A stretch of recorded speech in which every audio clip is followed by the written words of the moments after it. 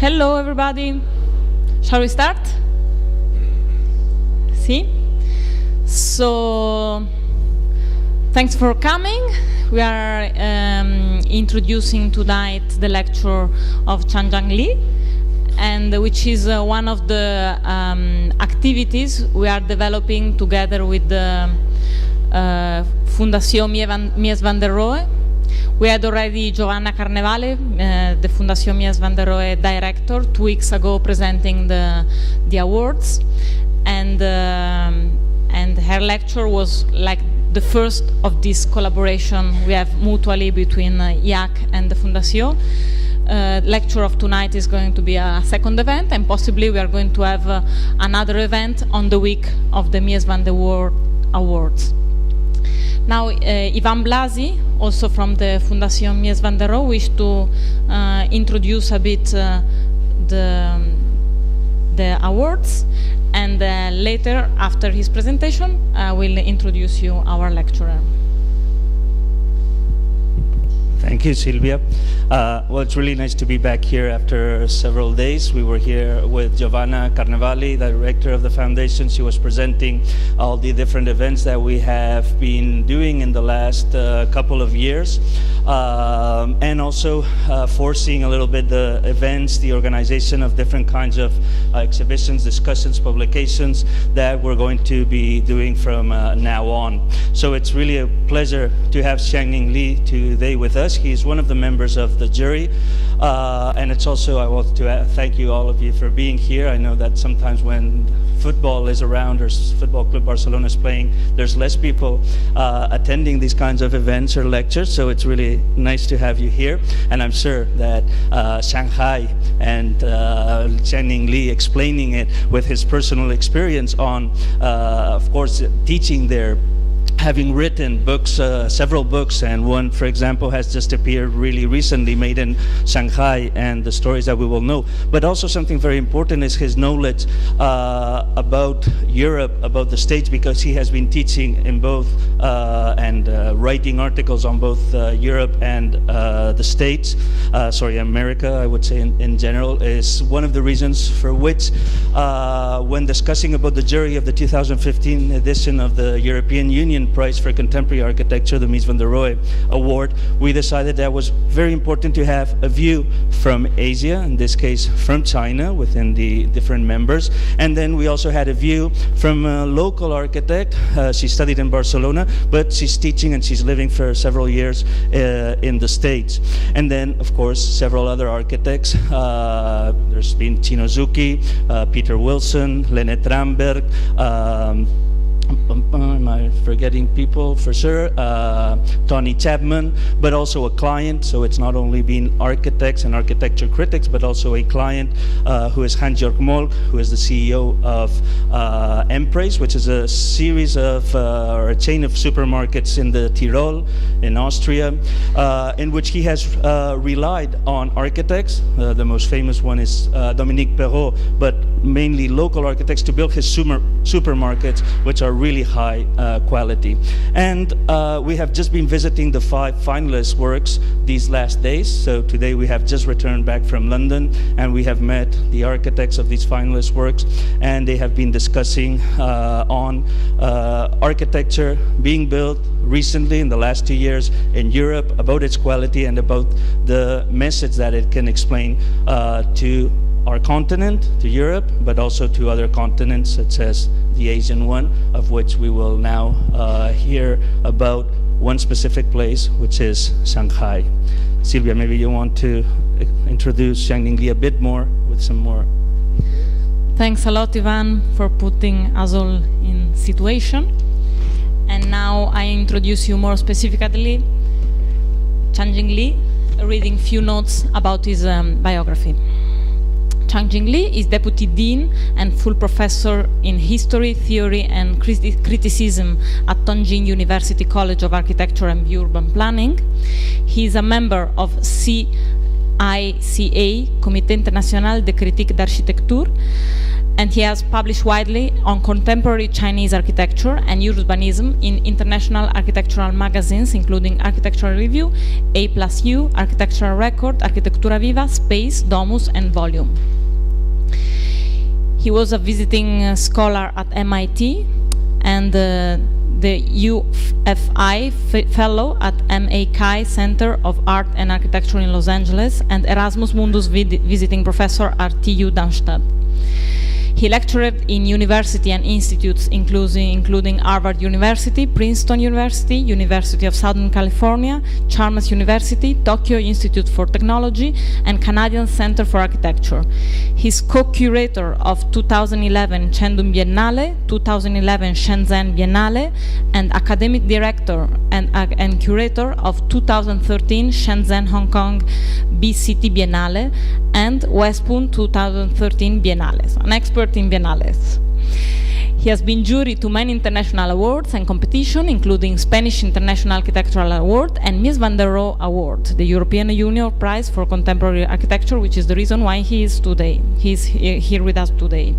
His recent books include The Real and the Imagined, a study of value in contemporary urban theory, Updating China, Projects for Sustainable Future, Made in Shanghai, and Total China. So help me welcome Nanjing Li for lecturing tonight at IAAC. Thanks.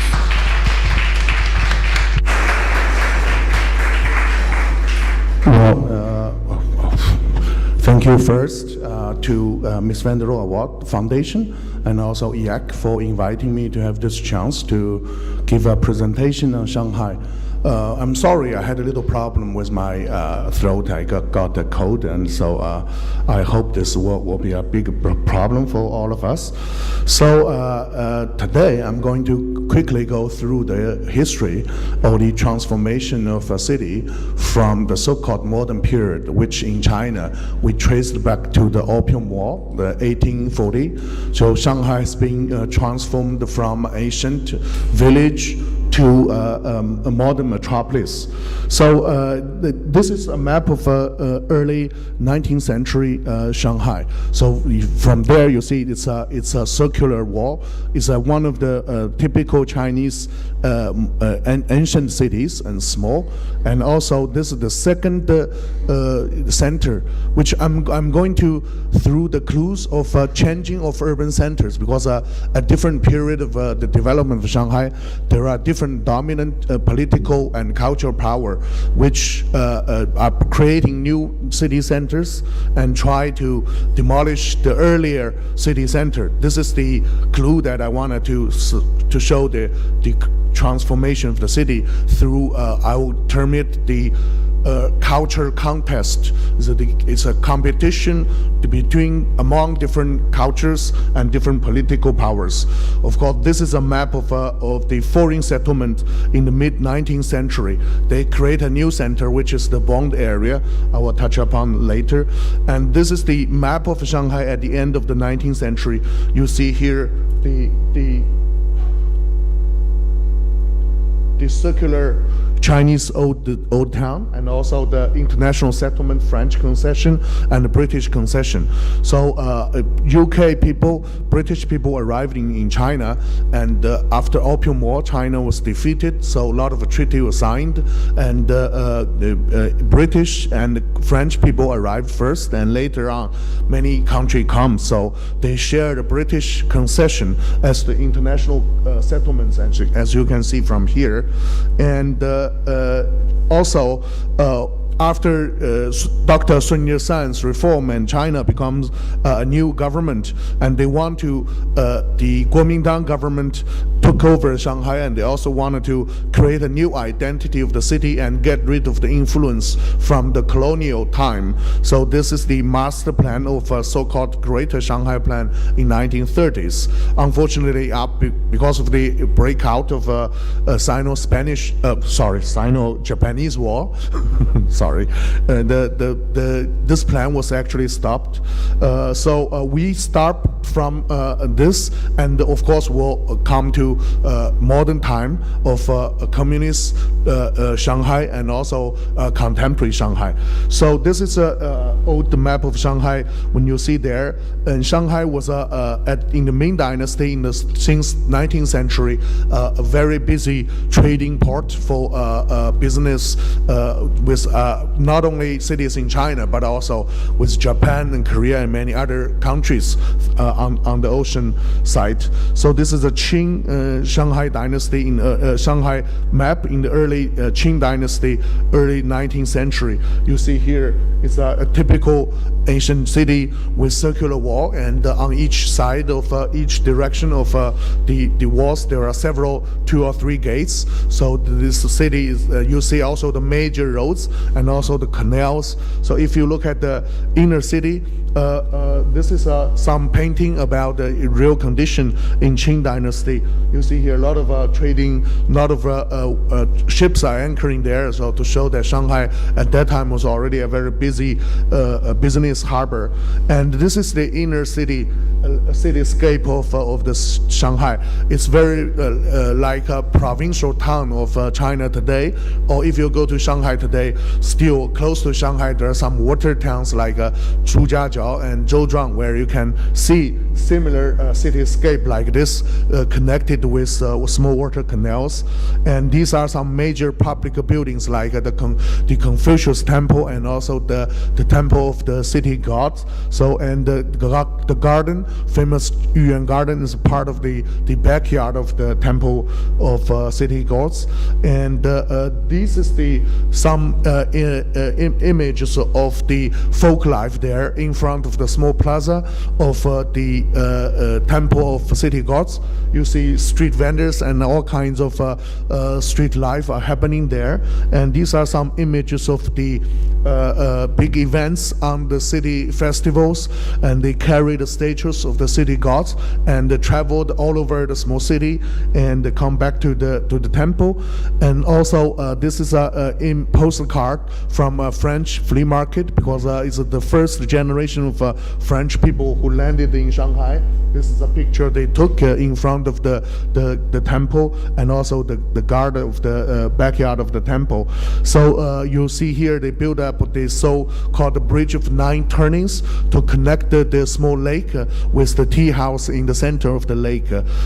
Still, if you go to Shanghai today, the Yuan Garden is an important historic landmark, and also the tea house is very nice tea house with Chinese dim sum and play of Chinese traditional instruments, music. You can enjoy drinking tea there at the same time. I want to skip so this is the first stage of the city Shanghai, a Chinese ancient city of Shanghai.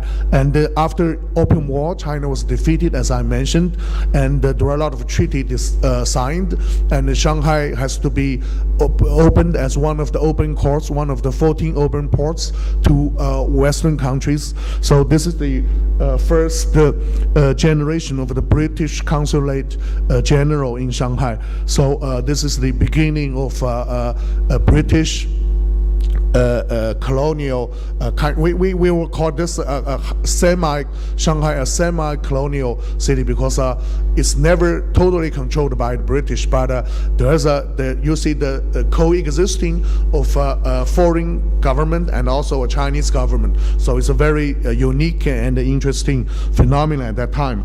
The word bond was actually brought to China by the English people from India.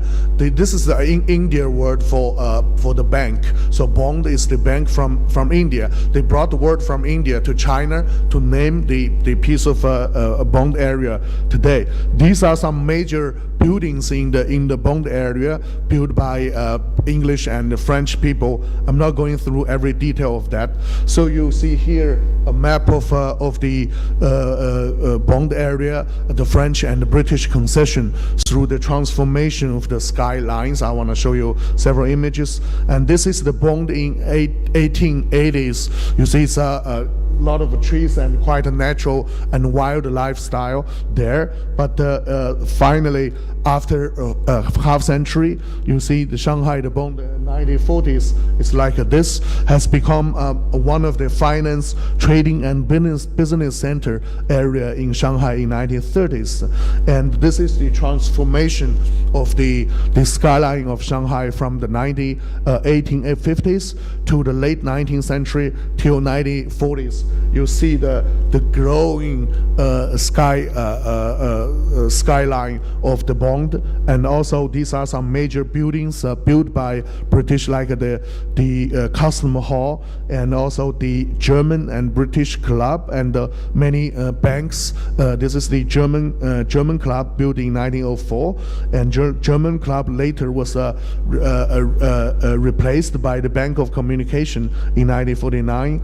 These are some major buildings. The Peace Hotel, built by British people, and the Chinese Bank of China, designed by the first generation of Chinese architects who graduated from University of Pennsylvania from United States and come back to start their career as the first generation of modern architects in China. This is the Bund has become a center for the foreigners, the life center of foreigners. You see the celebration in the Shanghai Club for British Prince visiting Shanghai, and the celebration of the birthday of the Queen of Britain on the Bund, and the monument of the European War.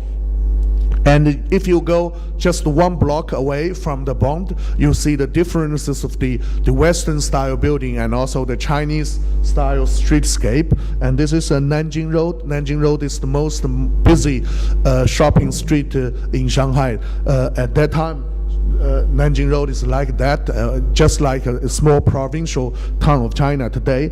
And this is a Nanjing Road. You see the growth of the 2 floors, and many shops are built there. And this is Nanjing Road in 1940s. You see the big pagodas. They are the towers for 4 major department stores along Nanjing Road. They each are competing with each other to build higher towers to show their presence in the business share of the city at that time. And Chinese people are facing the conflict of the different cultures.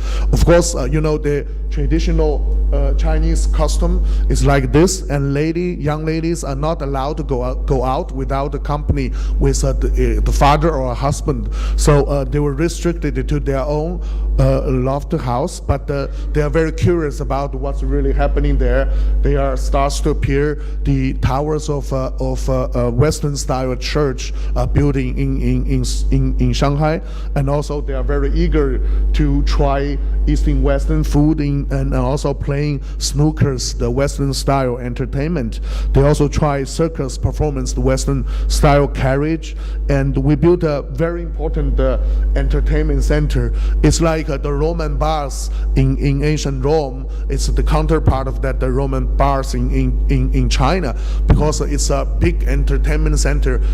As long as you can afford the several cents, you can go there, buy a ticket, and enter. It's a mixture of all kinds of different entertainment. You can tell there's a Chinese opera, and also you play mahjong, and there are places where people are having all kinds of activities and meet each other. It's like the Roman bars. It's a place not only for just to having bars, but it's a communication center for people to meet each other. No matter what classes you are, rich or poor, or as long as you can afford a ticket, you can meet there. So at that time, also people are always interested in trying the lifestyle of the so-called the other. The Chinese people are interested in trying a Western lifestyle, and the European people there are always curious to try a Chinese lifestyle. That's why you see here Zhang Yuan. It's a garden built by a Chinese big businessman, and he was trying the British English Victorian style architecture in his garden. And the Hadong garden. Hadong is a British developer who developed a lot of business commercial projects in Shanghai at that time. When he was trying to build a garden, he was trying this Chinese style garden in his. So people, when two cultures are facing each other, they are always curious about the other and wants to try the other's lifestyle in their architecture construction.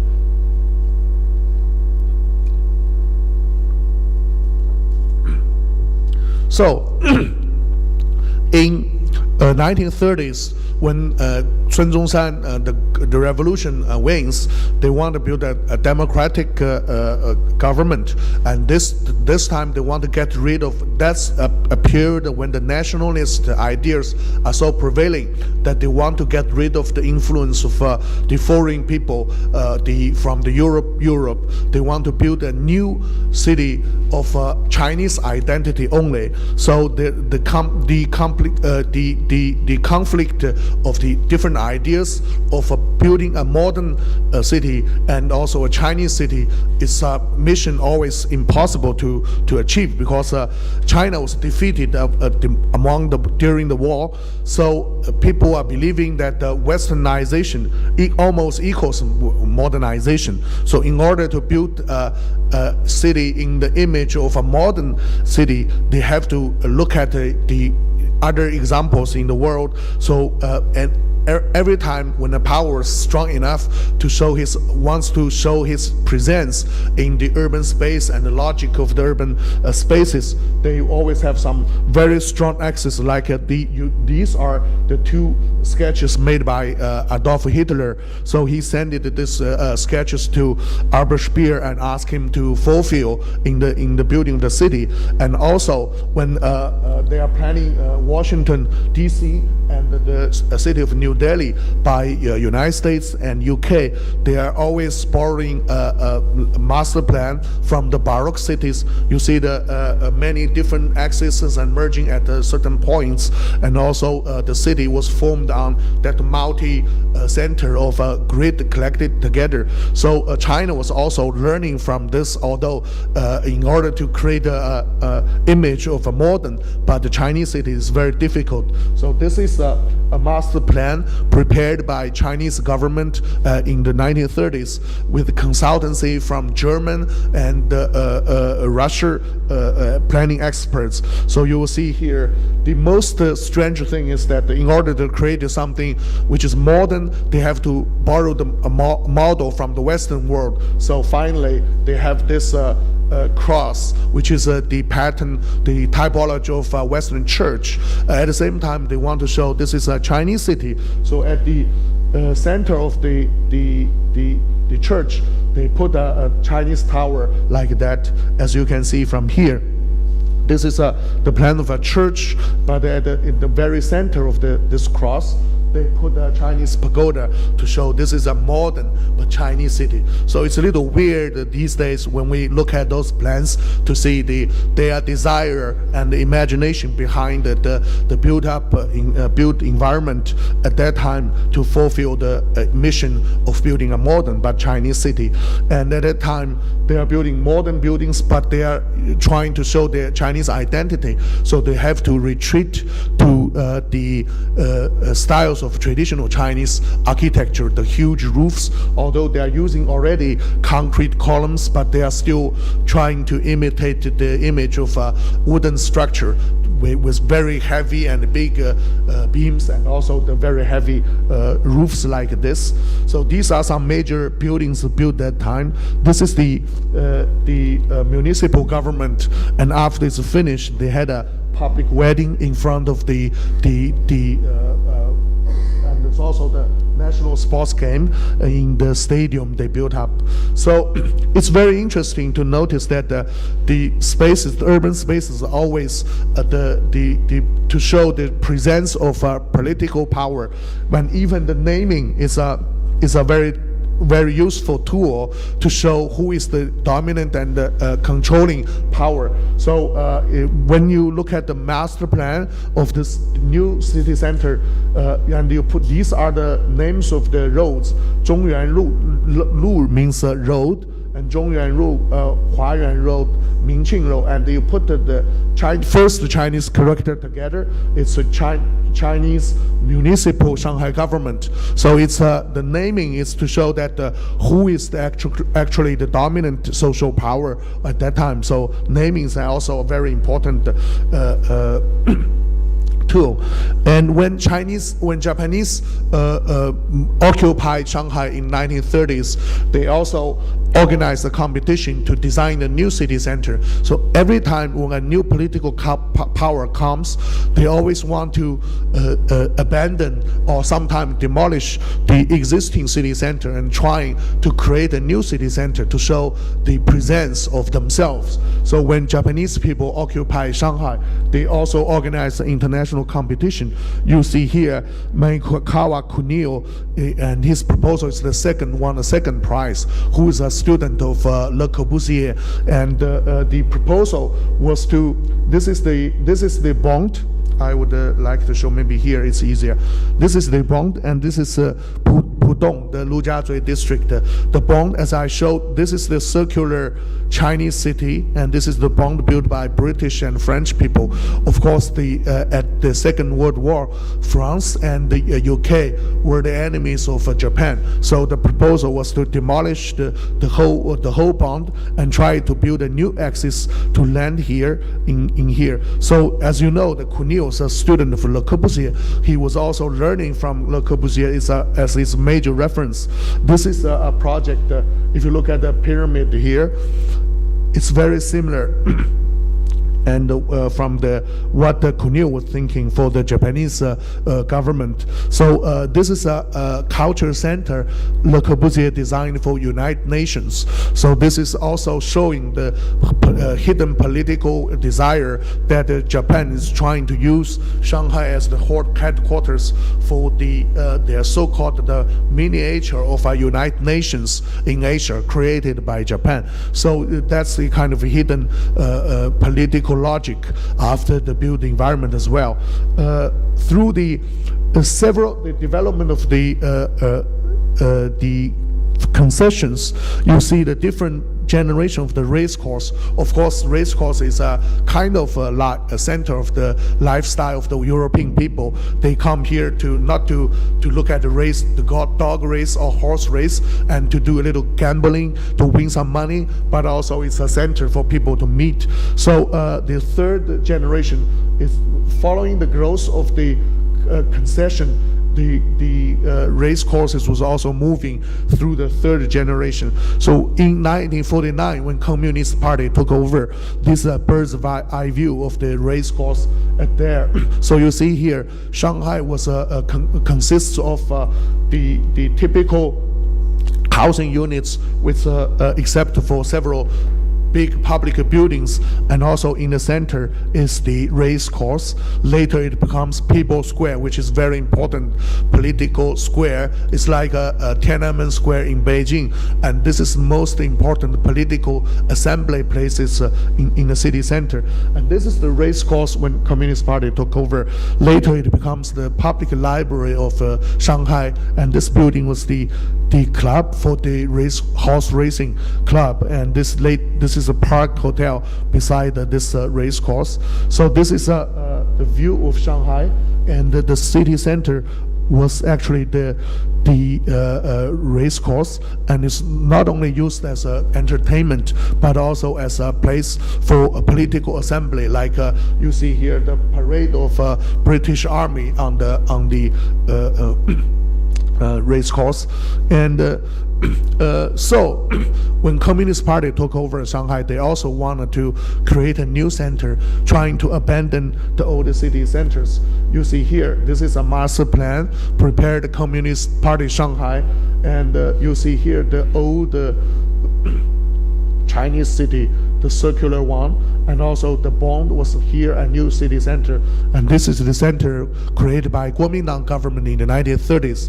So the idea was to abandon any of the centers created by the earlier political powers and try to come to the geometric center of the city, which is the People's Square now. And so People's Square, the former race course, was used for political assemblies and the national days of China, which is October 1st. You see people gather there, they flying pigeons and also balloons to celebrate the day.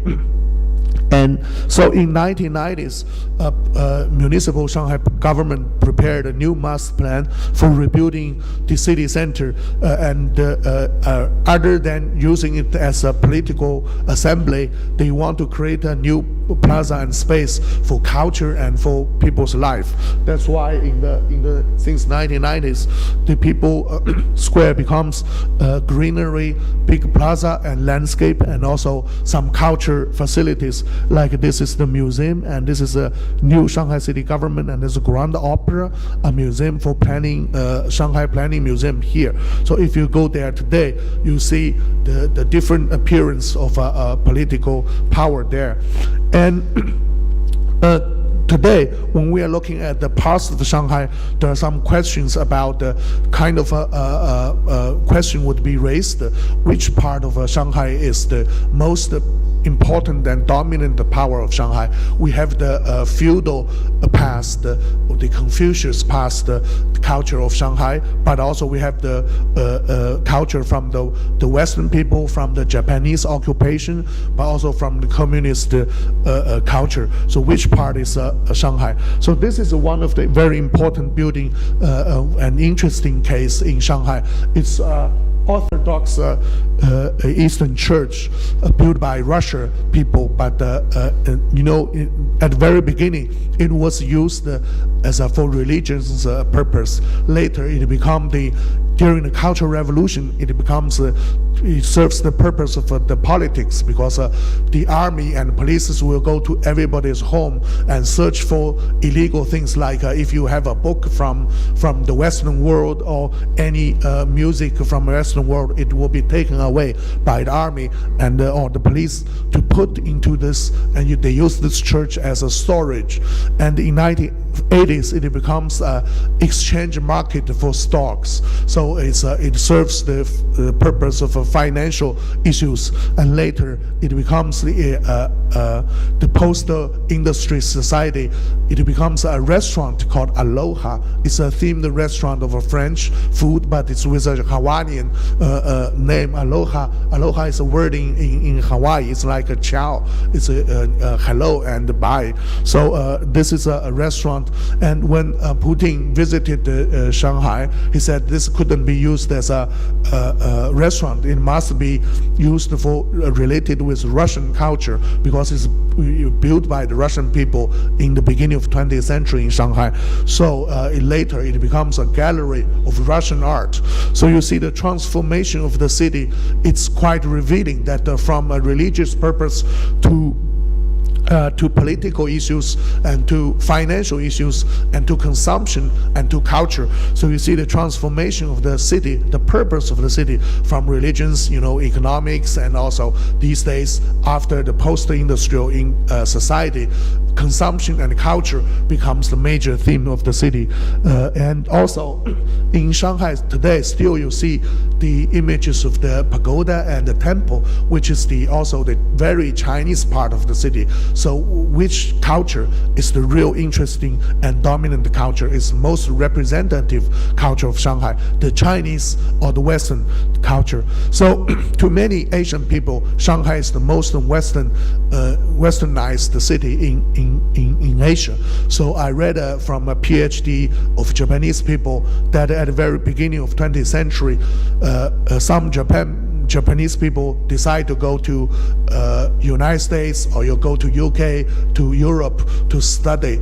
So before they decide to go to Europe to study, they want to pay a quick visit to Shanghai to have a little bit of the taste of the Western world before they can finalize the decision to go to Europe to study, because it's a very big decision. That time they traveled on the boat for several months to arrive in Europe. So they pay a quick visit to Shanghai. So Shanghai at that time is a window of the Western world in Asia. So which part of the culture is the most representative culture? And also these days, the many political assemblies and also political presence were changed by Communist Party. As you see here, this is the former Bond Park built by the British concession, and later they put a monument for the armies who sacrificed in Independence War. So totally changed the presence of the meanings of the urban spaces. And also this at the beginning of the starting point of the Nanjing Road, there is statues of the first British Consulate General in Shanghai, and later they changed to the first communist mayor of Shanghai, Mr. Ching. So by changing the statues or standing at the urban space, it totally changed the implication and the meaning of the urban space. And now we come to the very most representative image of Shanghai, which is Pudong. Today, when people are thinking of Shanghai, because at the poster you see the image of Pudong, many high-rise was built up there. So Pudong in the 1980s was like this. It's nothing, it's empty, zero. So since 1990s, Shanghai Chinese government work out the policy called the open and reform policy. So Shanghai was opened as an experimental zone for bringing in foreign investment. So in order to form a new CBD, which is Central Business District, they combine the two banks of the river. So before, this is the banks of the earlier British and Holland and the Thailand banks, but now they want to create a new CBD center here. I want to skip some. So you see here the growth of the CBD. Every year somebody took a picture from the same angle. So this is 1993, 1994, 1995, 1996, and you see here this is 1999 and 2000. You see the rapid transformation of the cityscapes there, and this is the Pudong. This is a picture taking the you can see here 1987, and this is a Pudong in 2013, in almost 30 years. So you see such a difference. And Ivan, you wanna take a picture? And this is an image, bird's eye view of the whole city. Different from Manhattan, you see the very dense high-rise. Shanghai, it's a city consists of a high-rise. There are nowadays more than 2,000 high-rises in the whole city. So it's little scattered everywhere. You see high-rise everywhere. So it's a city consists of high-rise. So there you don't see the logic of of course you have the urban theories of a concentric city theory that the rent of the city center is very high. So you see the tallest building in the center, and the concentric circles spreading out and out. The buildings are becoming lower and lower. You see the accumulation of capital in the city center. But here you don't see a kind of urban logic there, because there are high-rise building everywhere. So you don't see the hidden logic, which is the real center, except this part is Pudong. It's not shown here. Yeah, it's here. So you see where you see all the high rises. So in 1990s, we organized, Shanghai municipal government organized the master plan. It's an international competition. You see here some of the entry proposals this is by Rogers, and this is Toyo Ito, and this is Fukusas, and Dominic Beho. So from then on, at that time, there are only one high rise, which is the TV tower. As you can see here, the TV tower is already there, but no other high-rise buildings there. So through the competition, this is the final proposal that the Chinese government asked there was 3 winning proposals, one by Rogers, one by a local Chinese government planning institute. They worked together to work out a final proposal. So from here, you see a new master plan of Pudong. This is more or less the same image as it's like today. So these days, you see here, from that urban design, it was set up that there are 3 high-rises, one after one, and the later the one was built up, the higher it must be. So the first one is the Jingmao Tower. It's designed by SOM from United States, and the second one is a World Financial Center designed by another American company, KPF, and this is designed by Gensler. The third one is almost finished. Tongji was the local partner. Tongji University was the local partner to finalize. If you want to visit Shanghai today, I can find a chance to bring you to the top. The structure is finished, but the double skin was not finished yet. So it's possible to visit if you approach me. And also there are a lot of very strange building, like this one was the financial building. But these days in China, Chinese government are criticizing, especially President Xi Jinping is criticizing the weird architecture. But this is something we could term as weird architecture, or some architecture like Zaha Hadid or the CCTV tower designed by Rem Koolhaas in China could be criticized at the so-called weird architecture. But Shanghai is a very practical, pragmatic city. If you compare Shanghai with Beijing, Beijing, they're testing all different interesting ideas. That's why Stephen Hall and Rem Koolhaas, they are building up new buildings in there. But in Shanghai, people don't buy concept. They are more practical. As long as the building, the housing projects are selling well, they don't care to invite important international architects to design. That's why you don't also see many weird architecture today in Shanghai. So this is Pudong. So they asked another French architect, Chabandier, to form the final urban design. It's like the Champs-Élysées Baroque urban structure in Shanghai, in Paris. You see here the 3 towers, but also they introduced a 60-degree grid too, so which also caused a lot of problem for traffic and for transportation. It's very difficult to recognize which road is the existing driving road. So the introducing of French Baroque architectural style and urban design grid into Chinese Pudong is also causing a lot of problem. So another major construction site would be these days is the so-called Westbound Area, where I was curating the Biennale, and it used to be the birthplace of Shanghai's industry, and today there are still a lot of factories and old industry heritage, and they wanted to retransform it and regenerate into a kind of urban design new project. And you see many important architects like David Chipperfield and Sana, many other Chinese architects are doing projects there. These are some good recent architecture finish there in the site. This is the Youth Museum by So Fujimoto. This is also very close to the Biennale I'm curating 2 years ago and again this year.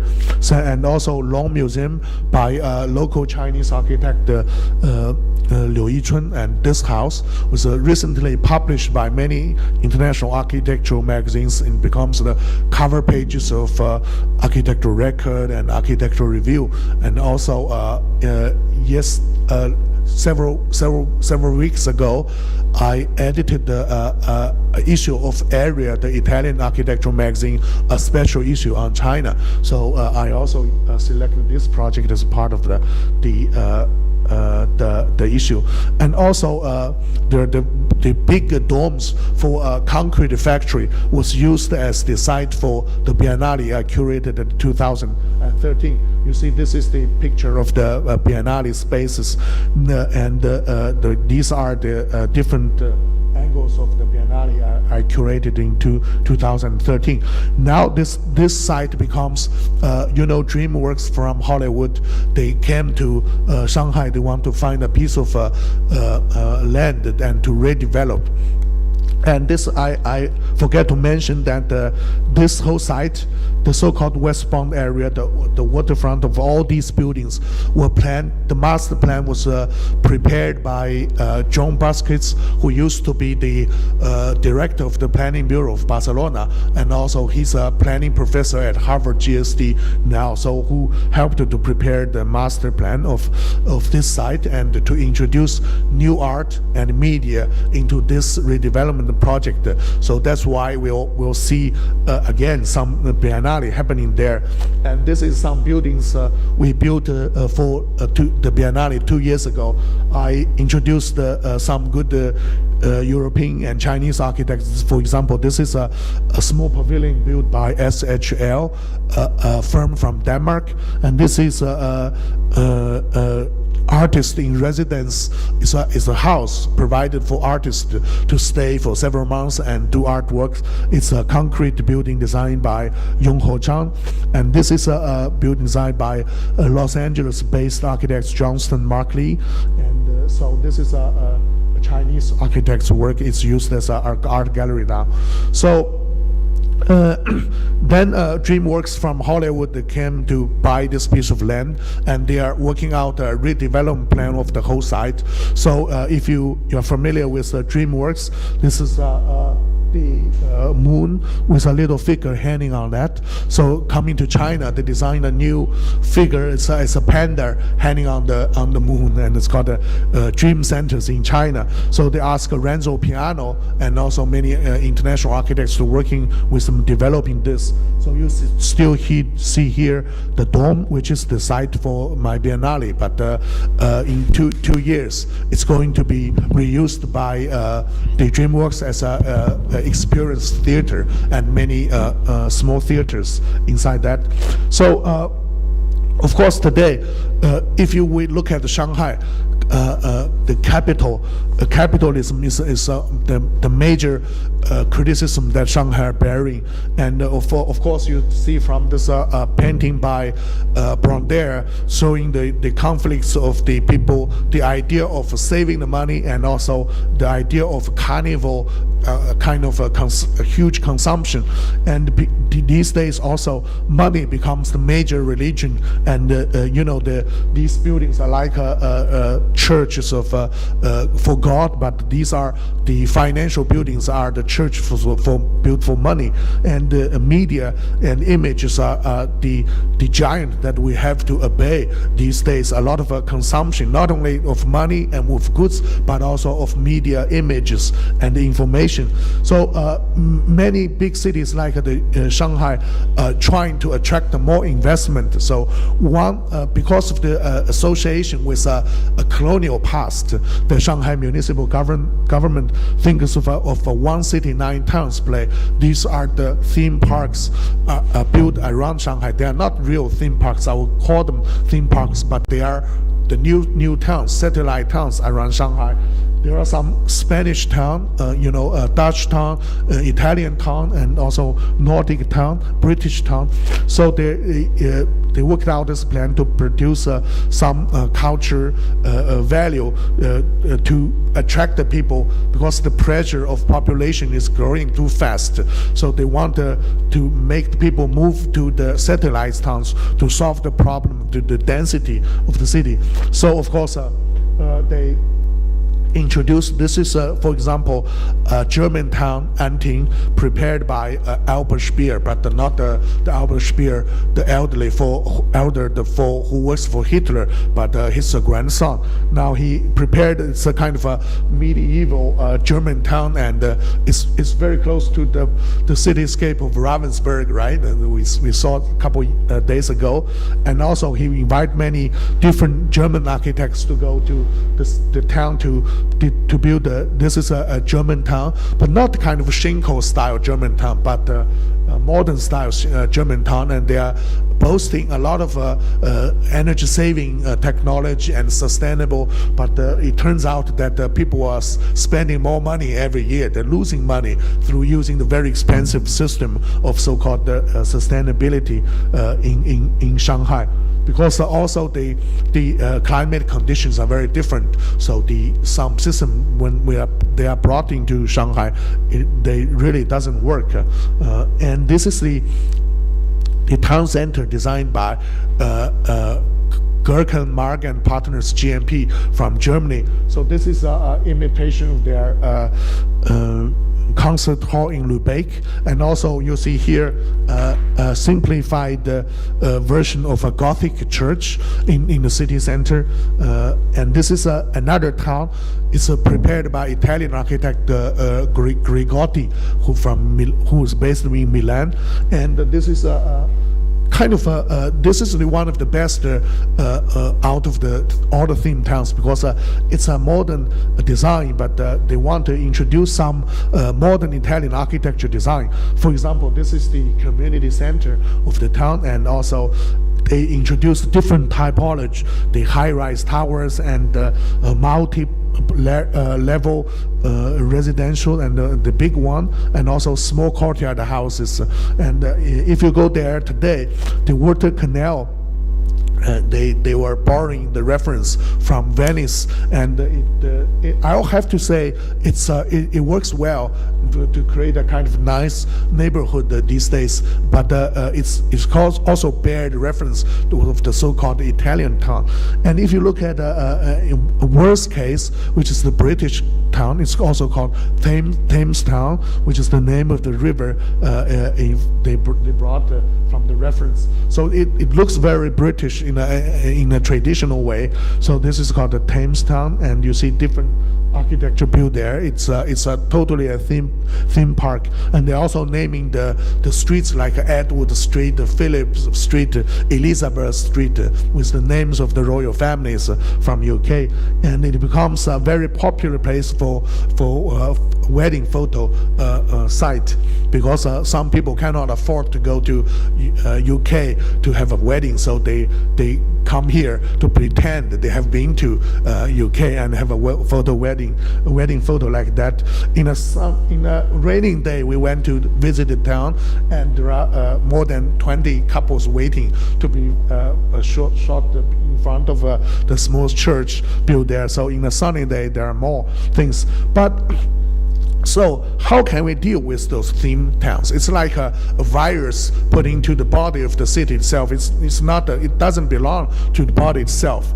So I happened to have a chance to go to LA to do a research in a MEC center there in the Schindler House for doing comparative study of some LA cases. Of course, you see here it's a German town, Alpine Village. Also, it's a theme park. It's a German town in Los Angeles. You see here looks very German, and they are selling German newspapers and in German, and also the German grocery shops. Everything was German, and also Solving, not very far from Los Angeles, close to Santa Barbara, a town of the so-called Danish town. You see many different things combined with wine tasting, because it's the California wine region that they're producing good wines. So the theme parks, and also a project it's a collection of different architectural style. You see here it's a business. It's a big residential project in Los Angeles. You see here the loft style, and also this is another part of the neighborhood is Spanish colonial revival style, and they also have the kind of Art Deco, and also a modern Mondrian style houses, which is also a very expensive house. It sells at $2 to $3 million US dollar a house, but just simply a very awkward copy of Mondrian painting directly onto the facade of the building. And because United States has very little history, so some art museums are also trying to use the theme of the European culture to validify the value of the art.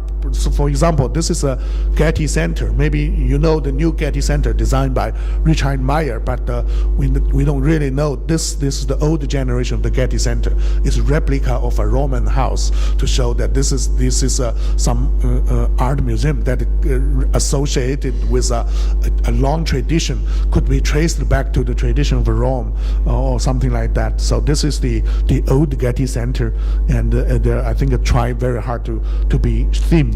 And also Venice, there's a place in Los Angeles called Venice Beach.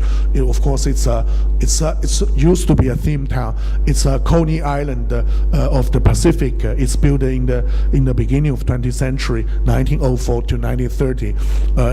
It's called Venice because at the very beginning, this is Venice at that time, so they built a small theme park called Venice. So it's Venice, California, Coney Island of the Pacific. You see here the little kind of a gondola and all those small canal. So these are the other images of the Venice town there in California. But today, if you go there, the towns are still kept at the same. After several years, there was a huge fire, so everything was kind of burned down. So it's also a good chance for them to rebuild Venice Beach.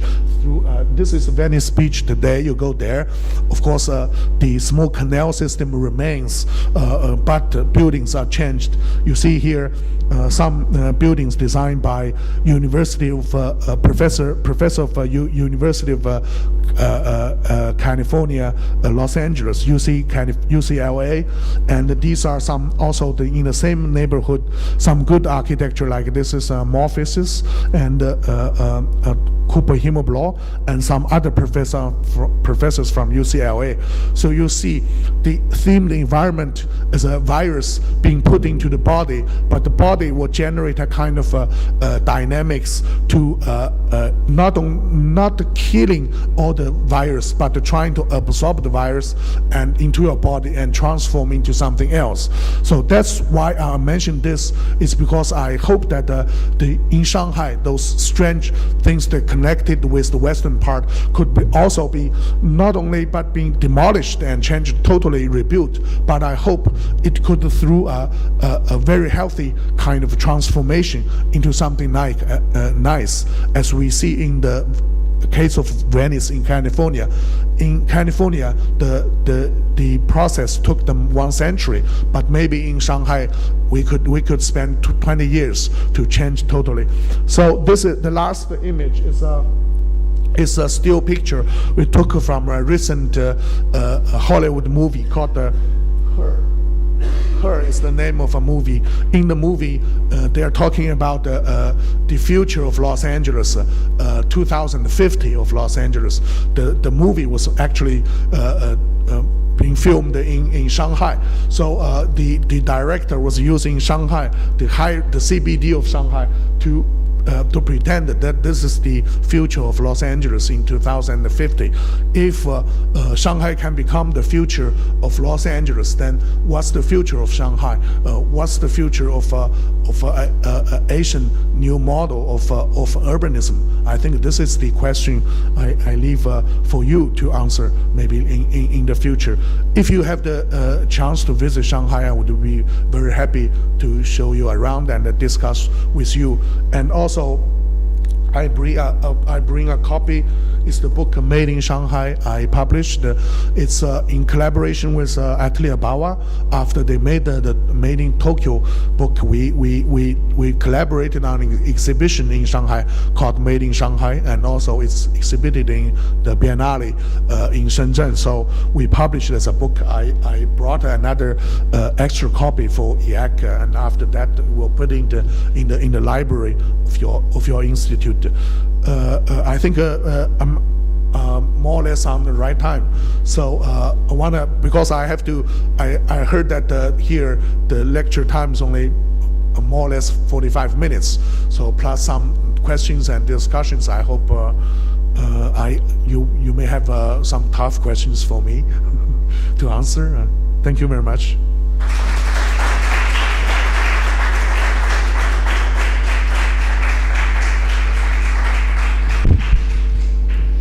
Thanks a lot, Chang Li. So, do you have any questions for our guest?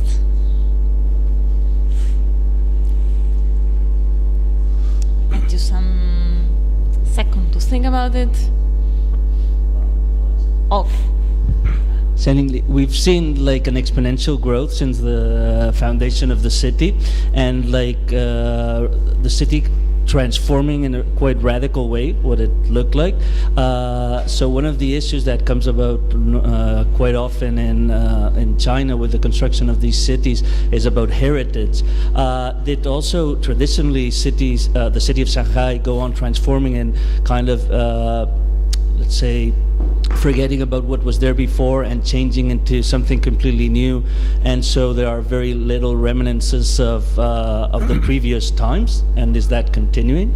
Yeah, I think when I was editing the issue of area on China, actually I identify 4 major areas of where new architecture, good architecture are emerging in China. One is of course the construction in the rural area. One is the digital parametric that I think IAAC is also doing this thing. And one of the major areas, the renovation of the old buildings, not only industry but also other functioning of other kinds of buildings. But the renovation of an old building give contemporary Chinese architects a new idea of how to dealing with the tradition and also the heritage, but trying to give them a contemporary life. This is what's really interesting today in Shanghai, and not only Shanghai but whole China. In many parts of China, you see all those warehouses. For example, the Biennale site we're using is one of them, but there are also many other cases, and they're using that creative industry of offices for artists and also art for architects. I think this is a very good new trend. It's merging a lot in China. Yeah. Some questions now? See, I was also. Okay. Oh, sorry. There's a question. I knew that you were meant to ask something. Okay. I go 1 second. I was also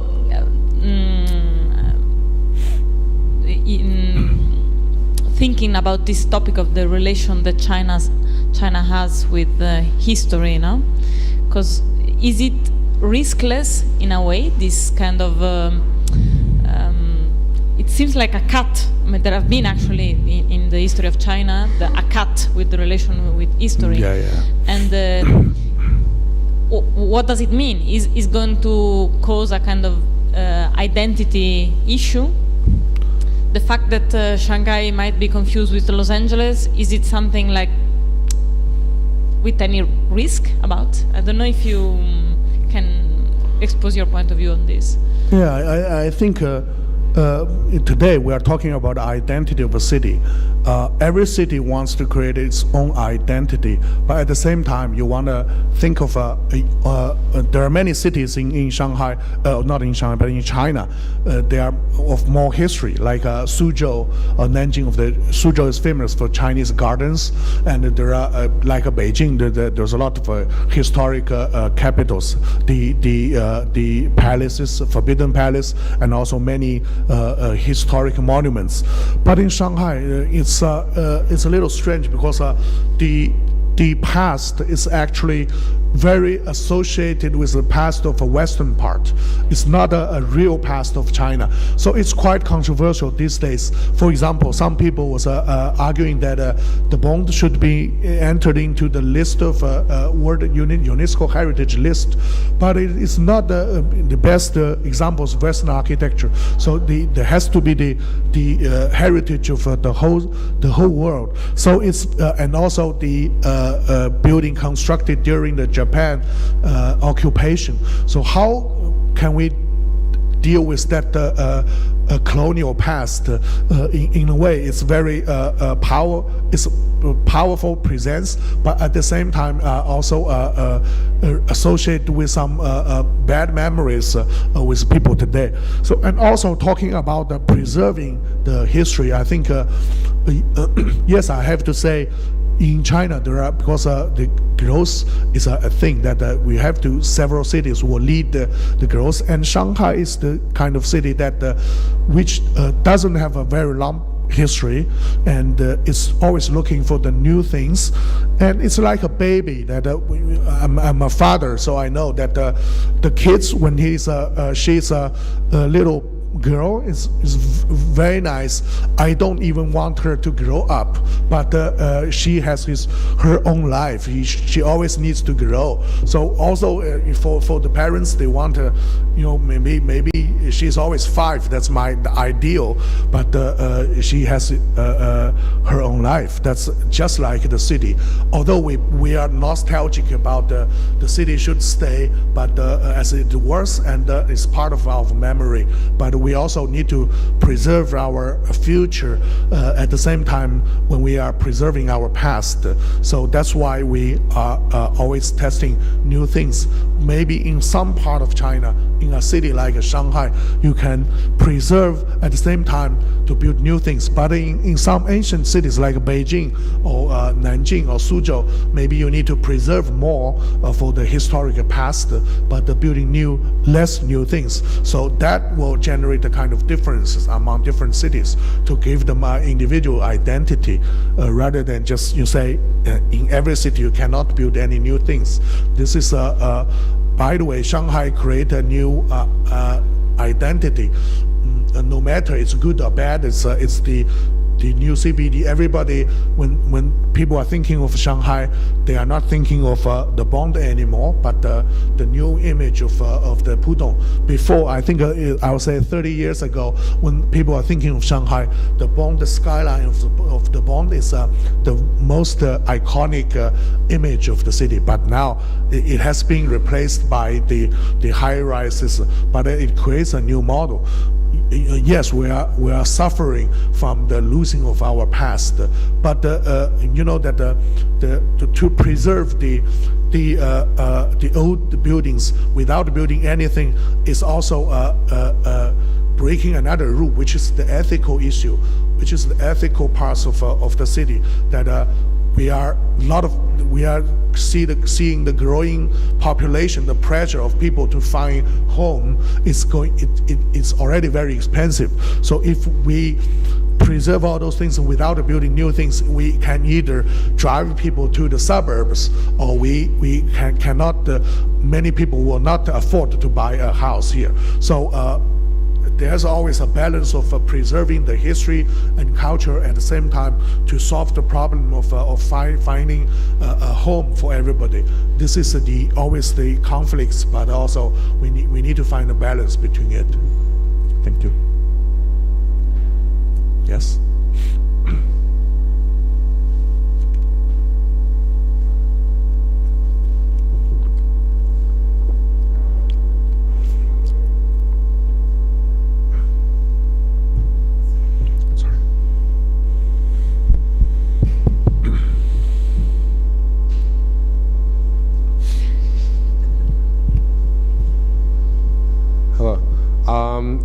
I'm wondering, why does China, I guess it's a more general question, why does China feel the need to emulate the architecture of other countries? Especially, I see in the news a lot that you have architects from all over the world coming to build these sort of bubbles, the bubble of Italy or of Venice, or the bubble of the UK, or the bubble of Germany.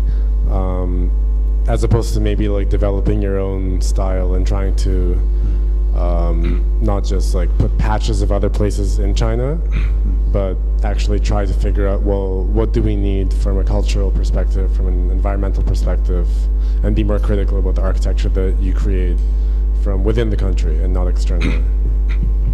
Well, I think people, there's a mentality of the planning bureau and also the city government that Shanghai is the city that is most Western among all Chinese cities. So it's reasonable to build the international architecture there than in any other cities. So this is their mentality. So that's also why the 1 city 9 towns are happening. I'm not agree with this idea. But I think, in a sense, that talking about a city. So when IAAC was asking me to give lecture, I offered 2 lecture topics. One is about the transformation of the city. The one is about the good contemporary Chinese architecture there. So of course they need a process to be. Everything would be cooked a little bit before it's good, ready to be eaten. So I think during the last two decades, yes, we are, I think, creating a lot of mistakes. But these days, we do see the consciousness of creating something that of our own culture. So that's if you look at the works of some good contemporary architecture, with, of course, in the issue of the Area magazine, you can see some. They are trying to look at the local materials, the wood or the bamboo or the earth, like Wang Shu was doing, and also trying to combine it with a modern function, a modern usage of the space. This is a very good trend. But regarding this, the whole city, you know, because the huge number of design projects are finished by prepared by the big state-owned big design companies. Their major aim is to make some money, so they don't think carefully about design itself. That's why we see now a lot of independent architects are merging and trying to think more about the culture. I know this is a failure we created during the last several decades, but now I see the hope in the cutting-edge contemporary architects works in China, that if you I have the chance to someday to give another lecture on contemporary Chinese architecture, you will see some solutions that are provided by Chinese architects itself, but not reflected in the eye-catching kind of skylines of the city, but they are hidden in the city. So if you come to Shanghai these days, there are good architects like Urbanism, as I show some, and also like Zhu Xiaofeng and many good Shanghainese young architects. They are really producing good architecture. So if you come to Shanghai, I can give you some clue to see some of the good examples as a counterbalance of the fast growth of the city. But this is another model. So in order to talk about the growth and transformation of the city, it makes no sense to mention the small buildings scattering all over in the city square. So I think it's another chance to do so. Sorry.